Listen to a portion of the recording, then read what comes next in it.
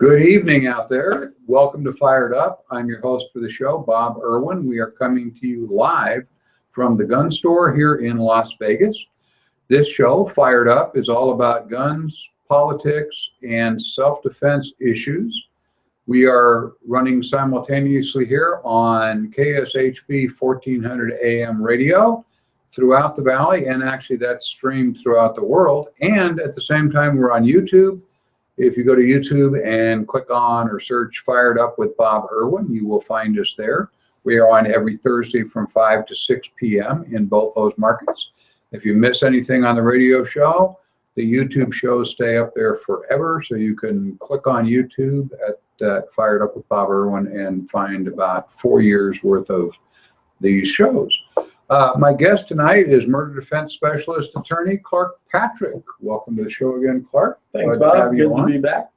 A little bit of your background for new listeners, and then we'll get into the cases. Sure. I grew up in Montana, always been hunting and around firearms my entire life. In the late 70s, early 80s, I did a stint in the U.S. Army as a tank commander. Lately, I've been building my own ARs and having fun with that. And the latest one is a 300 Blackout with a 10.5-inch barrel. And when you put the suppressor on it, it's only 17 inches total. And for the last 11 years, All right. yeah, and that's, Not legal to do it at home without the ATF. I was just going to say $400 worth of tax stamps in that baby. But and for the last 11 years, I've been practicing here in Las Vegas solely murder defense. And just one quick little add-on is yesterday I was very pleased that my American Rifleman magazine came, which is the magazine I get from being in the NRA. And the fold-out, the middle section was everybody that's running for office in Nevada, Right. and their rankings, ratings, grades by the NRA. So if you're not a member, join. And if you are not a member, find somebody who is, and it'll give you a good idea of who we should be voting for this year. Yeah, and actually, I got that same thing yesterday, and we're going to put it up on the website for this show, Fired Up with Bob Irwin. You can go to our website tomorrow or the day after tomorrow when we get it set up, and that'll give you who the NRA says are the people that are pro-gun and their degrees of How pro-gun they are. Yeah, of how pro-gun they are. Bear in mind, I endorse candidates on occasion, and we're endorsing them, and the NRA is endorsing them purely on gun issues. And obviously, the election is many-sided. But if you want to know who's going to let you keep your guns, the list will be up there for Northern and Southern Nevada. We'll put the whole thing up. Well, I have a T-shirt that I got from the NRA store, and on the back it says single-issue voter. And this year, that's pretty much where my thoughts are laying. This is a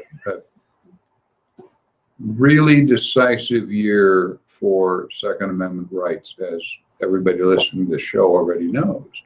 Anyway, you may address, if you wish, comments or questions to Bob at Fired Up Mail on the little sign in front. We do answer all inquiries that come in, either by text or phone, or if you want to ask Clark a question, just send it to that address and I will forward it to him or any of our other guests or guest attorneys on the show. There are hundreds of defensive uses of firearms every week, despite what the left says. They're rarely covered by the mainstream media. So I like to start off each show with some self-defense cases, obviously with use of firearms, because most firearms are used for defensive purposes, not for criminal purposes. The cases I pick out have a point. There are several hundred of these every week. And I try to pick out cases that have meaning to individuals. And the reason I do that is not to say whether they're right or wrong, but to present you with the dilemma that the shooter had. Some are good, some are bad. Once in a while, one that's really stupid. But they're all for you to digest by looking at what the person did and thinking about what you would have done in the same situation, whether morally or legally. And we'll look at those. This first one comes from WHTM-TV, ABC 27 on the 18th of last month in Harrisburg, Pennsylvania. The story goes, the subject was hurt in a shooting Wednesday night, and police are still searching for him the next day. It was about 8:45 a.m. when a man with a gun and a mask rushed in the convenience store. He pointed a cocked revolver at the clerk behind the counter. The clerk apparently wasn't having any of that. There was a female shopper at the cash register at that moment. As she backed away from the counter, the clerk grabbed a loaded shotgun that he had behind the counter and got off a shot. The would-be robber reacted by running right back out the front door. Common reaction by bad guys when you shoot at them. Then the clerk chased him onto the sidewalk, but despite the fact the robber was wearing a bright pink long sleeve shirt, and this is at night in the dark.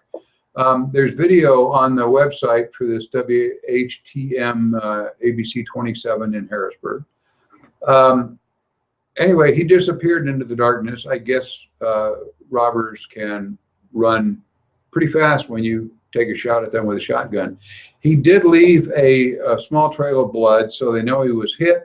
There was a light rain at the time. It washed away the direction of travel and whatnot, so the police didn't find him. They may have found him by now. They were still looking as of the next day.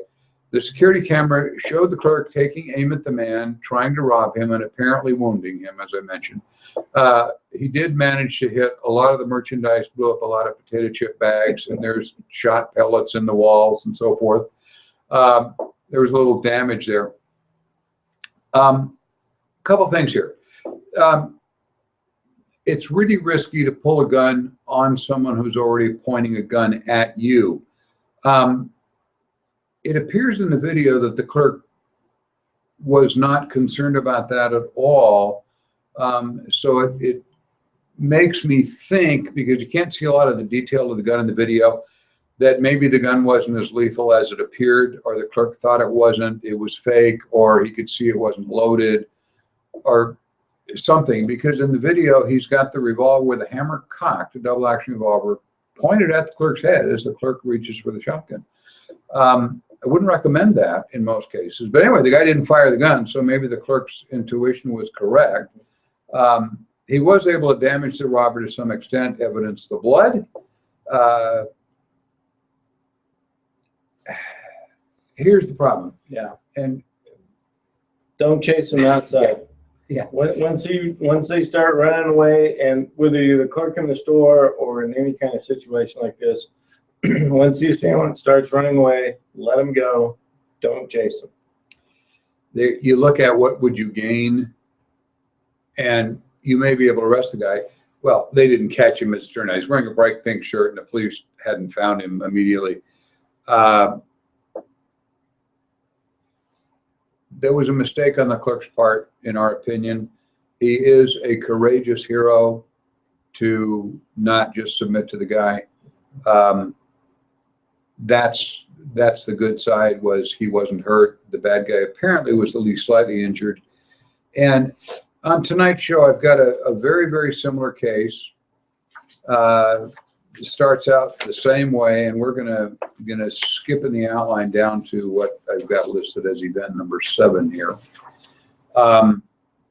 This is in Oakland, Alabama on the 13th of this month, not too long ago. A 32-year-old homeowner came home to find 2 men burglarizing his home. This is on a Thursday evening. And when they fled the home, on seeing him, he pursued them out the door, according to the Walker County Sheriff's Office. In his pursuit of these 2 guys, they fired at him, and he was fatally shot. The guys jumped in their car, cracked up their car a few blocks away. One suspect was taken into custody right at the scene. The second suspect had got out of the car. He was hiding in the woods nearby. They're both in custody. Investigators believe the homeowner walked in on them, and he died in surgery a short time after the incident. He was a husband and father of 2 daughters. On Wednesday, the sheriff identified the suspects as an 18-year-old and a 19-year-old, both from nearby towns. They're each charged with first-degree burglary with $500,000 bonds. More charges are obviously expected because they murdered the guy in the house that was chasing them. They are still at this moment interviewing people, conducting search evidence and collecting stuff and executing search warrants on the houses where these guys lived. There's a little sidelight here. The night was pretty rough on the resident who was killed. His best friend is a Walker County deputy sheriff. And knowing his friend died doing something that almost any family man would do to protect his loved ones, he said, it's hard to say what a person should do when you're watching something you worked hard for being taken away from you, that the guy is robbing your house. I think what he did, a lot of people would do, said the deputy. We've got here, for all intents and purposes, a very similar situation. One's a convenience store, one's a home burglary, but the bad guys took off. In the second case, unfortunately, what we warned about in the first case is what happened. Yeah, it's tough because your first instinct is probably to chase after them, but don't get description of them, description of their car, license plate number, call 911, and at that point, when you're not in any immediate danger, let it go and let the police do their job. And it's just stuff, and it can be replaced one way or the other, but these two daughters will never be able to replace their father. It's I really hate reading cases like this, but it's on the show, so just to drive the point home, don't do this. The guy in the first story got away with it, and usually people do. The bad guys keep on running. They drop the gun and surrender on occasion. Sometimes they fire back. In this case, they fired back effectively, and listen to the advice, from firearms trainers and attorneys. Let the guy go. It ain't worth the worst case scenario. The worst case scenario doesn't happen very often, but when it does, it's the end of the world for the whole family. This is from KDAM. That's KDAM. KDAM. People who didn't get that. TV7 News Now in Jackson, Mississippi. A homeowner shot at a burglar as he attempted to break into his home on Martin Luther King Drive Wednesday morning. Police received the call around 10:15 a.m. The occupant saw the individual breaking in, retrieved what the police believe was a shotgun, and fired, striking the suspect, according to Jackson Police Chief Lee Vance. He said the intruder was trying to get through a sliding door in the back of the home when the resident saw the crime in progress. The intruder was shot once in the chest and pronounced dead at the scene. The investigation reveals the individual was shot by an occupant of the residence while the deceased was attempting to burglarize the house. This is quoting the sheriff. Some people are not going to tolerate this. They are going to defend their home, and it's their right to do so. Unwanted intruders are not welcome, and the consequences could be deadly, the sheriff added. Chief Vance just got my vote for sheriff. Yes, if we lived in Mississippi. Wants to run. Neighbors and residents of the area near Lanier High School were shaken up by the burglary and killing. They're afraid to go on camera because of possible retaliation, as these burglaries are common in this particular neighborhood. Several said it's critical homeowners protect themselves, their family, and their homes. They're worried about retribution. They believe this is a gang of burglars who are working in the area. Police, she said, the homeowner is not facing any charges because he's protected under their castle doctrine. The case, however, will be packaged up and given the DA's office to present to a grand jury for final decision, which is what always happens. Always. The police will say to you at the scene, great shooting, here's a free bullet, whatever. Yeah. It isn't a police decision whether or not you go to trial. They all have a review by the county attorney or a state attorney or a grand jury. In this case, it's a grand jury in Jackson, Mississippi. And the sheriff mentioned the castle doctrine. They do have a castle doctrine in this particular state, and I don't have the details of it. Apparently, this met the concerns of the sheriff. castle doctrines are different everywhere you go. When your state has a castle doctrine, you need to look it up or call the DA's office or a local attorney that works self-defense cases and ask them what the rules are for your particular state. In general, the name comes from the expression "a man's home is his castle," and in your castle, you're allowed to defend yourself. Some states limit it to inside the house. Literally, you're in the house, the guy's on the front porch, you're not covered. Right. Some cover if you're on the porch. Some cover if you're anywhere on your own property. Yeah. Some cover if you're in the garage. Others don't. Nevada, we have locally here a much better statute, which is a stand your ground law. In Nevada, you have no duty to retreat in the face of danger if you can you're legally standing someplace you're allowed to be. So we don't actually care if you're inside your house, outside your house, or on a public street. If you have a no duty to retreat, or what they call a stand your ground law, that's much better. If your state has a castle doctrine, you really need to find the details if you're keeping a gun or carrying a gun for self-defense. Certainly a CCW out in public, if your castle doctrine says you can defend yourself in your home, it doesn't defend you using your CCW. Right. Yes, exactly. The laws are different everywhere. And one of the things we've run into in writing these, they're published on ammoland.com, the stories that I'm using on the show. And people can write in there and say, well, what did you mean by that? And that's fine. I get a lot of feedback on them.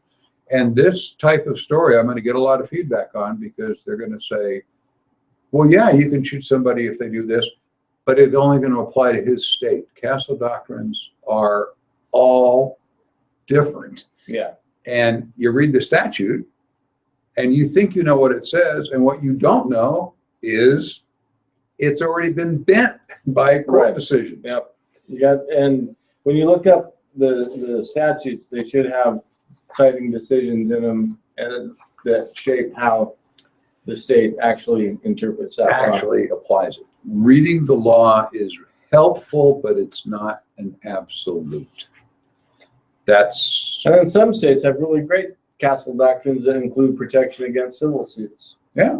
Which is something the original idea was the castle doctrine said, the boilerplate one that almost is torn to pieces everywhere now, is if you weren't convicted criminally in the shooting, you can't be sued civilly. And there are a few states that still have that. Yeah. But it's even in those states that still have it on the books, it is pierced all the time. Right. Meaning, just say, well, in this case, it shouldn't apply because, and then you end up with a hearing anyway. So the trick is to know the law. The trick is, when you get involved in one of these, is you talk to an attorney that works criminal defense before you get involved in explaining, particularly to the press, what happened. Well, never talk to the press. I may have a case in here with the talking to the press, just ate the guy. I'm not sure whether I have it in tonight's show or not. Anyway, stand your ground laws are cool. Castle doctrines, maybe cool. WSVN TV 7 in Sunrise, Florida. Police are investigating after 28-year-old Walmart. Oh, I love this story. A 28-year Walmart employee became the victim of an armed robbery. This guy he comes to work at 4 in the morning. He's sitting in his car playing with his cell phone, as they all do. When you're ready for work, you don't go clock in. You sit in the car in the parking lot, and he's on his cell phone at 3:45 a.m. when an armed suspect, who also happened to be 28 years old, walked up to his vehicle. After a brief exchange of words, the intended victim, who has a concealed weapon permit, pulled out his gun and fired multiple shots. Police have not released a lot of the details, but an anonymous co-worker described what he witnessed. He said the robber came up to him, showed him a gun, and said, "You know what this is, right? Give me everything." So the guy in the car with the CCW opened fire at that point. The police did admit there was some discussion between the two for a few seconds, and then the guy in the vehicle fired. Here again, we have a guy with a gun that actually did have a gun also, not just alluding to one. Another coworker said, one of my coworkers was waiting in the car to clock in. Somebody tried to rob him. I guess he just pretty much defending himself. That's a pretty mellow guy. I wouldn't expect him to be able to defend himself like that because he was very quiet, very friendly. After the incident, the intended victim ran inside of the Walmart to get help. When authorities arrived, they pronounced the would-be robber dead at the scene. The incident happened at the Walmart 3300 block of North University Drive in Sunrise, Florida, if you know where that is. Sunrise police released a statement saying they believe this was an attempted robbery and the deceased was shot in self-defense. Again, the state's case has been turned over to the state's attorney's office to determine if any charges will be filed against the shooter. The Sunrise Police Department noted there was no local record for the individual. However, they did say that he had an extensive criminal history in the northeastern part of the United States. Apparently, he was a drifter who had just Snowbird. Started getting cold up snowbird, so he goes to rob a guy in a parking lot.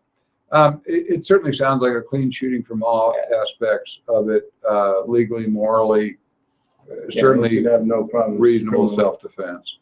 The interesting part of this story to me is going to be Walmart's reaction. They could be sued by the dead guy's family for allowing, quote, their employee to have guns in their cars in the parking lot. It's their parking lot. Or do they allow that? I don't know what Walmart's position is. But when you have a guy killed by an employee in the Walmart parking lot while he's waiting to go to work, I could just hear the legal pads being scribbled on. Yes, because Walmart has deep pockets. Walmart has lots of money. They're an easy target. Given any chance, every trial lawyer in the county would love to sue Walmart. Yes. You know, if you get run over, they want you run over by a Walmart delivery truck. I don't know what Walmart's reaction will be. I know they have different gun rules here and there across the country.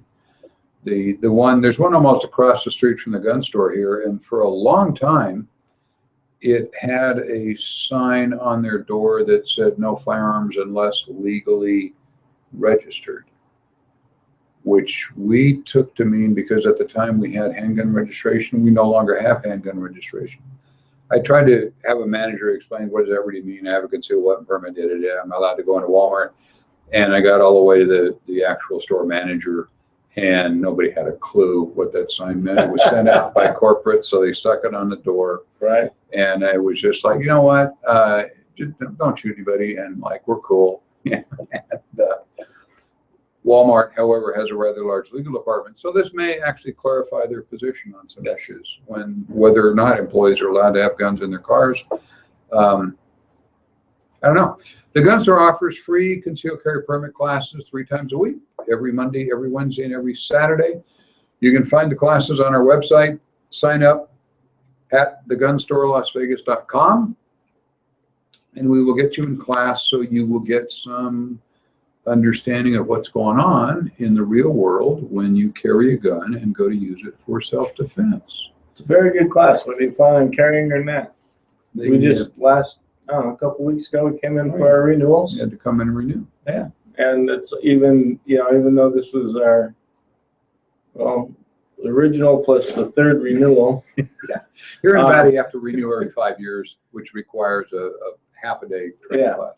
Even though, it's still interesting because they keep up on the laws, and the laws in 5 years change quite a bit. They have certainly in Nevada. And if you're not keeping up on them as part of your job, then it's good to come in and kind of get a refresher in what the state of the law is in the state. Whether you plan on carrying or not, it's a great class to take. Yeah, and 5 years is a lot. There's a lot of law changes. Even Clark, who keeps up with the gun laws, obviously in his work, was surprised at a few things that had changed because he hadn't run into it in a case yet. Yeah. And we constantly get that with you used to have to qualify with every gun you wanted to carry and record the serial number. And then they went to only a revolver. You could carry any revolver, but only an automatic. And then the next legislature decided you could carry either one, but you had to qualify with one of each. And then they decided that doesn't really matter. If you qualify with any gun, you can carry any gun. And then they restricted black powder guns, that some of the cowboys here like to carry black powder. It can't be a gun that is a cut down version of a rifle. An AR pistol can't be put on a concealed carry permit in Nevada. There's lots of goofy stuff, and all the little stuff on use of force has changed here and there, mostly because of what we were talking about before, because of case law. Yeah, because of judges' decisions that have bent the Nevada statutes a little bit, just a little bit here and there. WNCN TV 7 in Durham, North Carolina on the 14th, a few days ago. Durham police responded to a report of a shooting just before 1 in the morning in the 800 block of East Woodcroft Parkway at an apartment complex. They found a local 16-year-old wearing a mask had attempted to force entry into an occupied apartment. 1 in the morning, somebody wearing a mask, forcing their way in. That's pretty good. The teenager and the resident exchanged gunfire. The resident called 911 in the frantic moments after the incident, told the operator he had been shot in the leg, saying, "I shot the suspect when he tried to enter my house." The resident thought the intruder had kidnapped his girlfriend. There's a lot of stuff on this case on the internet. The girlfriend wasn't kidnapped. When the fight started, she ran outside and hid. He couldn't find her. And when the guy ran away, he assumed the guy ran away with his girlfriend. And that was all over the press. Didn't happen. She was outside hiding in the bushes. The resident was hit in the leg. He was transported to a hospital with non-life-threatening injuries. The teenager was killed. He was a student at Hillside High School in Durham. The school's principal told the reporters he was a great kid, called his death a loss to our school. Word about the death spread quickly on social media, high school, obviously. And the school quickly worked to provide counselors to come in to assist the grieving students. One student commented, "I saw it on Instagram saying rest in peace. He was really a cool, really funny guy, cool to be around, you know." A neighbor commented of the scene, "Nothing ever happens here. It's always quiet. This is a total surprise to me." He said this is the first incident that has occurred there since he moved in, which was 2 years ago. No charge has been filed at this moment, and the investigation is ongoing. And the reason this one is in here, because you have this huge separation between the school says, the principal, he's a great kid. They called in grief counselors. He's a really cool, funny guy, you know, said his friends. The other side is saying it's 1 a.m. and a guy with a mask and a gun kicked in the door and shot it out with the resident that lives there. Right. This is the same case? Yeah. Yes. Yes. It is. Same case, same guy. Usually there are two sides to every shooting and everybody argues back and forth. That's why Clark makes a living and what I do part of mine. But this one is so amazingly separate. Right. This is a great kid and everybody loved him, and he's got a mask and a gun and is busting in somebody's house. And they suspect it's a kidnapping initially. Right. Makes me think, and this is only my guess on this one, we'll find out later, but I suspect this is maybe the ex-boyfriend of the girl that was there. Sure. Could very well be. Because this just looks like a domestic. Yeah. Looks like somebody, they all knew each other, or you knew somebody. Anyway, I made a note to myself, check this out again when the investigators sort it out to see what really happened. But this we see in court all the time. The family comes in and goes, you know, they killed my son and he was a nice guy and he was turning his life around, or he's an A student. And in this case, he's not turning his life around. He's an A student. He's an athlete at the school. Everybody loves him. Yeah. And yet, with a mask and a gun at 1 a.m., he's crashing into somebody's house. Doesn't seem you never know. Line up. Yeah, maybe this is two different cases and I got them mixed up. What do you think? No, I went back and looked at this kid. You know, The news reports were just as confusing on this. Durham, North Carolina. Look it up. Durham, North Carolina, and about a kid killed, 16-year-old killed. There got to be 35 stories on it, and they're all just all over the place. All over the place. The gun store, we do offer for your entertainment, machine gun shooting events for corporate groups, bachelor parties, or any group event, weddings. Might have a wedding with machine gun fire. We do that. If you contact Melissa at thegunstorelasvegas.com, she can set you up with reservations. And the weddings are a hoot. We've got a wedding this Saturday coming up with a number of people. Nice. I was here a while back, and there was a wedding getting ready to get started, and Justin was all dressed up. He looked really nice. Our producer here, engineer, is one of our wedding officiants who gets them hitched up. Thank you for your service, Justin. WMGT TV 41. This is reported in Warner Robins. That's the name of town, 2 words. Warner Robins, Georgia, on the 16th. A Georgia woman shot a man trying to break into her home at 1 a.m. Friday morning. She said she heard noises outside the window, got a gun, and went to figure out what it was. As she cracked open the door, she saw a man standing at the bottom of her front steps. The female resident knew this guy, he's 27 years old, turned out, as a casual acquaintance. They had seen each other at dances and things. They did not have a relationship. He walked up towards her and tried to push in the door. She's holding her gun, as she should be opening her door at 1 a.m. Yeah. If you open the door at 1 a.m., which may not be the best move either. Not smart. She thought she knew the guy, and when she saw who it was, obviously she knew it was an acquaintance. Why is there at 1 in the morning? Right. You know, they did not have a relationship. Anyway, she said she was trying to protect her 3 children. She said, I'm going to take you before you can take them. I got 3 kids, and if I let him in, there's no telling what could happen. After being shot, the intruder ran away. The Warner Robins Police Department used the resident's description of the home invader to track him down. He was released from being treated at the hospital on Friday and then taken to Houston County Sheriff's Detention Facility, which is in Perry, Georgia, in case you didn't know. The 27-year-old is charged with criminal attempt to commit burglary and giving false information to a police officer. He lied about who he was. Because they always do that, That was thinking that smart. they'll get away with it. Yeah, I don't have a criminal record under this name, so I'll tell him that's who I am. Anyway, Assistant Chief John Wagner with the Warner Robins Police Department explained afterwards how someone can be justified to use deadly force. If you believe your life or a third party's life is in imminent danger of death, you may use deadly force. That's pretty well said. Yeah. The investigation into last night's incident looked at one thing. If you put yourself in this woman's shoes, I left her name out, but if you put yourself in the lady's shoes, would you do the same thing? We feel at this moment in time, and as the case was investigated, yes, that is what would happen. We agree.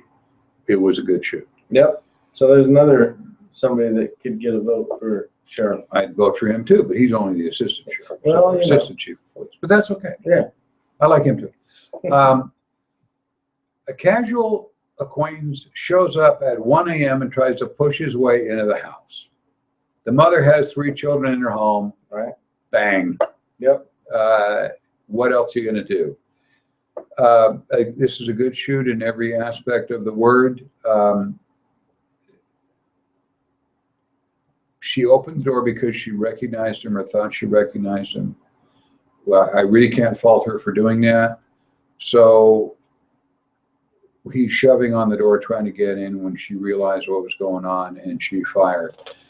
There is no solution to this other than, at the time, the solution is one ahead of time, a metal door that you can see through. Most houses here have them. You know, they look like a screen, but they got a lot of metal in them, and you can see out, and it's locked separately. So you could actually open your door a crack, or look through the peek hole, and the guy can't reach you, or you can't push the door in because it opens toward them. That way you can see the person and talk to them without them being able to shove their way into your house. This was a really close call with a happy ending, apparently. Her kids are little. This is unfortunately going to weigh on them a little bit, but the guy didn't die, which is good. So it is good.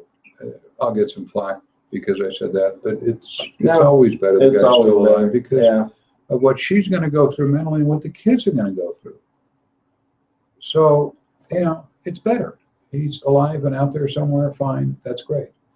The gun store does offer, as I mentioned, free concealed carry permit classes 3 times a week, Monday, Wednesday, and Saturday. Sign up on our website, thegunstorelasvegas.com. Usually we've got lots of room on Monday and Wednesday. The classroom holds about 50 people. We normally stop the sign-ups at about 40. Saturday's a little busier. You want to go on a Saturday, you need to probably clock in and put your name on a week or so ahead, or a week and a half ahead. We are now, let me see where we're at, 5:42. We're okay. Oh, this was all over the media, and it's just a cute story. Fox News this week on the 16th again reported in Philadelphia and Pennsylvania, of course. Police say a pastor's wife pulled out a gun and shot an armed man who was trying to rob her and her family. The family, the pastor and his wife and their 12-year-old son, were returning home when they're approached by a man with what appeared to be a rifle on Thursday night. They didn't give a time in this, and I looked 4 or 5 stories, didn't list the time. In the evening, we'll presume. Anyway, a struggle began when the man demanded the pastor's wallet, and he hit the pastor on the top of the head with what they thought was a rifle. The police say that's when the pastor's wife pulled out her concealed carry gun, yelled, "Drop the weapon" several times. The pastor said everything was like lightning for a minute. The robber smacked him on the head, and this turned out to be not a rifle, but a nail gun. Never bring a nail gun to a gunfight. That he taped up the orange part with black masking tape, so it kind of looked like a real gun in the dark. Anyway, he clocked the guy on the top of the head with it. He said he saw stars, and he told his wife to shoot the suspect, and she did. She shot him in the leg. All's well that end well. The robber was treated for his wound. He's in jail. The robber's distracted while the wife pulls her CCW pistol out and saves the day. A good example of why you should always carry your CCW gun. Always. Every day, somebody that comes to our counter at the store says, you know, I don't carry my gun unless I'm going someplace I'm worried about. You know, no, carry your gun. The bad guys get to pick where the attack is. Yeah. You don't. And if there's someplace really dangerous, don't go there. Change your lifestyle. If you feel you need to carry a gun to go to point A, don't go to point A. Yeah, that makes perfect sense. You have to meet somebody there, have them meet you at point B. You know. Either way, this worked out. The victims are okay. The bad guy's in jail, and we're there, so that's good. Good self-defense shoot. Glad she had her gun and was carrying it. Didn't mention the pastor had a gun. Apparently he didn't. Probably going to start carrying one now. He should, yes. Hopefully. This 7 was already dead. That was the one where earlier in the broadcast, if you didn't hear it, you're listening on the radio and just got into us. This 32-year-old homeowner surprised a couple of burglars. They ran, he chased them outside, and while he was in pursuit, they shot him and killed him. Don't chase people. The outcome can't be helpful to you. I'm gonna skip this Corvallis one and go right to the arms list one because that's probably more important. Okay. There's a website called Arms List, which many of you are aware of. They're kind of like a matchmaker service for people who want to buy or sell firearms. And you put an ad on there, and then they're a meeting service. They tell you you can contact the guy who has the gun or ammunition, whatever you want to buy, and you meet someplace and you do the transaction heads up with the guy. Arms List has asked a Milwaukee County court to dismiss a wrongful death suit against them for a gun sale on their website last year, 6 months after a federal judge agreed to remand the case back to the state. Arms List filed a motion to dismiss the case, arguing it can't be held liable for actions of other people using the site. This is what happened. A woman filed a lawsuit against the Arms List in Oklahoma. Its owners, the insurance companies, and the private Wisconsin resident who used Arms List to sell a handgun. This was back in October 2012. Just days after buying the gun at a McDonald's restaurant parking lot for $500, the buyer shot and killed his estranged wife and 2 other women at a salon that they worked at the women and the wife worked at in suburban Milwaukee. He then committed suicide with the same pistol before the police could take him into custody. Who's this woman that filed the suit? How is she related? She's the mother, I believe, I left it out, but she's the mother of I believe the woman. The estranged wife. Okay. But she could be the mother of one of the other 2. It wasn't really clear. But anyway, she's the mother of one of the dead people. Federal background checks laws barred the murderer from owning a firearm for a restraining order that she'd had against the guy for 4 years. Under Wisconsin law, however, it does not require a background check for private sales. So 2 years ago, the 7th Circuit Appeals deemed Arms List not liable for a similar incident in Chicago where a woman was murdered by her stalker with a .40 caliber pistol he found for sale on the website. This is a lawsuit being handled by the Brady Campaign for Gun Violence. I thought they were against gun violence, but anyway, in their name, they're for gun violence. They're representing the plaintiff, and there's some local attorneys involved. This is a high-pressure law firm that is now suing Arms List as being responsible for the actions of the third party when they had no control over the gun at all. Right.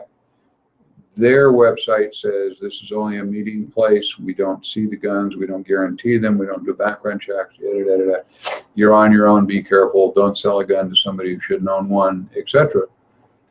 So the lawsuit is to attempt to make the private seller and Arms List liable for the misuse of the firearm.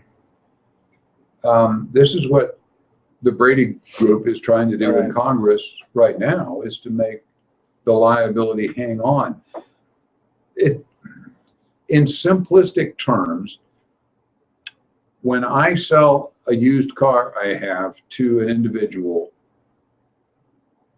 now he later drinks and runs over some people, let's say 2 years later, and now I'm sued for transferring him the car. They're making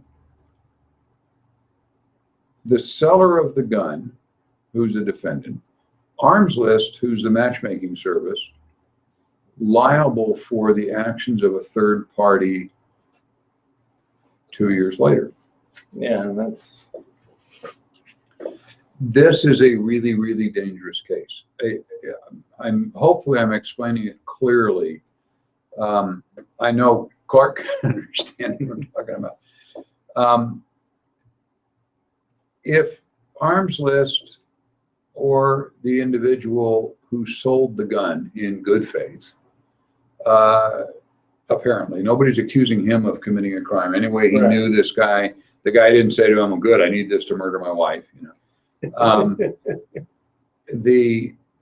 Occasionally customers say things like that to us, and obviously we don't make the sale because that would clearly be negligent if the guy tells us he's going to commit a crime. He had no idea, and this was sometime later that the guy, a few days later, the guy tracked down his ex-wife or the estranged wife and killed her. If this holds, then private party sales are probably over in Wisconsin, at least. Because who is going to sell a gun knowing you're responsible for its misuse forever? Yeah, I was going to ask you how long, but Well, they don't yeah. put a time limit on it. Yeah. They can't write a law that says, okay, if during the first year you kill somebody, you get sued. After Right. that, you don't. Yeah. It turns out in 2020 hindsight, the guy sold the gun to the wrong guy. But he'd have to be clairvoyant to know that, and yet they want to hold him liable for that. This is a really scary thing. We will follow this case because I'm sure it will be all over the press. Arms List is, again, I mentioned the other case. They've been sued 2 or 3 times over gun transfers and always have prevailed by saying their website says know the party, Right. go to the police department, do a background check, make sure you're transferring your gun to somebody. And that's going to work actually against the seller because Arms List warned him to not do that. Right. So, and he did it anyway. I don't want to get after the guy because he apparently made the sale in good faith and didn't have any idea it was going to be misused later on. But you could sell anybody anything and misuse it later on. Sure. And, that's going to be tough. Gun shows coming up as we're getting toward about 4 or 5 minutes to go. Minefield Antique and Modern Gun Show is on this weekend. The Minefield shows were always the famous antique arms show. This one is at the Westgate Resort, and if you don't know where that is, it used to be called the Las Vegas Hilton, the big building on Paradise, where Elvis used to appear and all that stuff. That had the big fire, whatever. Anyway, shouldn't have mentioned they had a fire, but they had a fire. They did. They put it out. It was okay. And, there's still bullet holes in Elvis's room from him shooting guns up into the ceiling. Elvis-like gun. Anyway, it's at the Westgate, the old Las Vegas Hilton on Paradise. It's just south of Sahara. It's this weekend, the 24 and 25 of this month. I'm going to be there at least around noon on Saturday at the NRA's table out front. If you have a question or comment, or you want to, ask something you don't want to ask by sending us an email saying, I have this illegal gun, what should I do? I'd be happy to, in person, tell you, throw it in the lake, rather than in an email. After that, we've got next month, the Western Trails Gun Show at the Henderson Convention Center, October 23rd and 22nd, 23rd. Crossroads of the West is coming again. This will be at the Cashman Field. I've got 20 or 25 passes left for that show. It's a $15 admission. That's the big show. If you would like one of those, send me an email at, but we forgot to change the sign. We did not change the sign. Send me an email or a text there with your name and telephone number, and I will get a pass for you. I've got about 25 left. Please don't ask me for 10 of them. I don't have that many to give out, but I've got probably another 20 or 25 of them.